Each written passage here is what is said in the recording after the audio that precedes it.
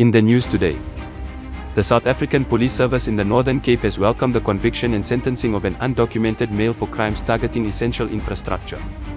In July 2016, the accused damaged 2 telecommunications towers in Warrenton and stole backup batteries.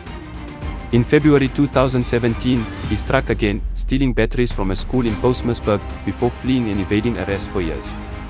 Through dedicated investigations by the Provincial Organised Crime Investigation Unit, he was finally traced and arrested in Johannesburg in February 2024. Thanks to the diligence of Detective Sergeant Orapeling Mozola, his bail was denied, and he remained behind bars until trial. On September 4, 2025, the Barkly West Regional Court convicted 38-year-old Prince Ndlovu and sentenced him to 10 years imprisonment for damaging essential infrastructure. The SAPS Provincial Commissioner and Management commended Detective Sergeant Mozola for his unwavering commitment, which ensured justice was served. The Namakwa District Commissioner, Brigadier Skok Andrews, has welcomed the conviction and sentencing of a 37-year-old man by the Fraserburg Regional Court on September 3, 2025. The accused, a church preacher, was found guilty on 4 counts of rape and sentenced to 4 life imprisonment terms for repeatedly abusing his 13-year-old stepdaughter between 2017 and 2019. The court heard that the abuse began when the victim was just 10 years old and that she later fell pregnant at the age of 13. Despite denying guilt and dismissing 4 legal representatives during the trial, overwhelming evidence secured his conviction. His bail was successfully opposed and denied. Brigadier Andrews commended Prosecutor Mr. Daryl Bromkamp and Investigating Officer Constable Anthony Willemser for their dedication, and praised the courage of the survivor and witnesses who testified. This sentence sends a strong message that crimes against children will not be tolerated, and reflects the SAPS and National Prosecuting Authority's unwavering commitment to protecting the most vulnerable in our society. The Bachelor's police are appealing to the public to assist in locating 64-year-old Bomo, David Vitatele, who resides at 1566 Kutwanong in Maruping. He was last seen by his family on Wednesday, the 3rd of September 2025, when he left home doing his normal daily walk around the area in Maruping. Bomo is mentally disturbed and was wearing a light blue trouser, a white jersey with blue stripes, and brown felt shoes. Anyone who might have information about the whereabouts of Bomo is urged to contact the Basaro Station Commander, Captain Vincent Mofedi, at 082-822-3258, or contact our 10111 line, or either use the MySAPS app. All information received will be treated confidentially. The public is also reminded that there will be no waiting period to report a person missing.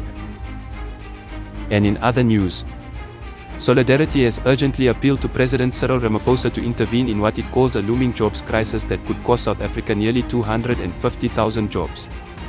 In a letter sent to the President on September 4, the union warns that a wave of retrenchments is already hitting major employers, including Glencore, ArcelorMittal, Ford South Africa, Ismeng, and Goodyear. These companies are central to the manufacturing value chain, and further job losses could follow. Deputy General Secretary Willie Venter describes the situation as a bloodbath of job losses that will worsen the country's unemployment crisis. Solidarity blames not only global pressures, but also government failures, from Eskom's steep tariffs and Transnet's crumbling rail system, to delays in trade agreements and weak infrastructure support. The union is calling for an urgent crisis meeting with industry, unions and government, immediate relief measures for workers, and a favorable electricity tariff for energy-intensive industries. Solidarity stresses that without swift, coordinated action, the social and economic costs will spiral out of control, threatening South Africa's industrial future. The Tsantsabane Black Business Chamber has officially launched its 14th anniversary celebration with an unforgettable event at Flavour, Carwash and Shisanyama. Broadcast live on Kurara FM, the launch far exceeded expectations, drawing an enthusiastic crowd that highlighted the Chamber's enduring influence in the local economy. For 14 years, TBBC has been a driving force in cultivating entrepreneurship and supporting small businesses, leaving a lasting impact on Tsantsabane and beyond. The evening celebrated both the Chamber's pioneers and its future. Attendees were treated to vibrant cultural performances, heartfelt acknowledgements of trailblazers, and inspiring stories from local entrepreneurs who have built businesses under the Chamber's guidance.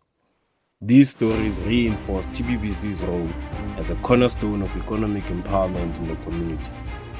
Delivering the keynote address, Mr. Garrett Tolle, CEO of Purple Glaze 3, reminded entrepreneurs that vision, resilience, and clarity of purpose are vital to long-term success. He urged business leaders to remain steadfast in their pursuit of greatness, no matter the challenges. The program also featured outstanding performances by Marang Cultural Group, creative showcases from Strata Clothing and Lele's Creation, as well as valuable network sessions. These moments brought together business leaders, community stakeholders, and aspiring entrepreneurs, fostering collaboration and unity.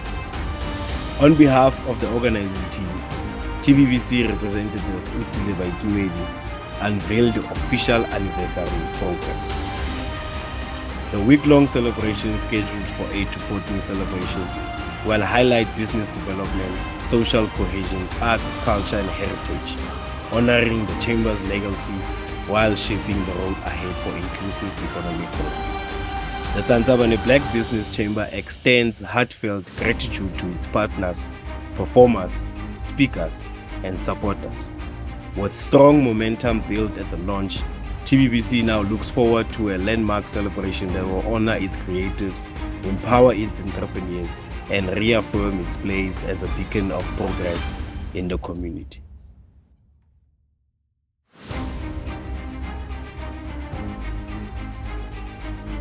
Orison Media, Northern Cape.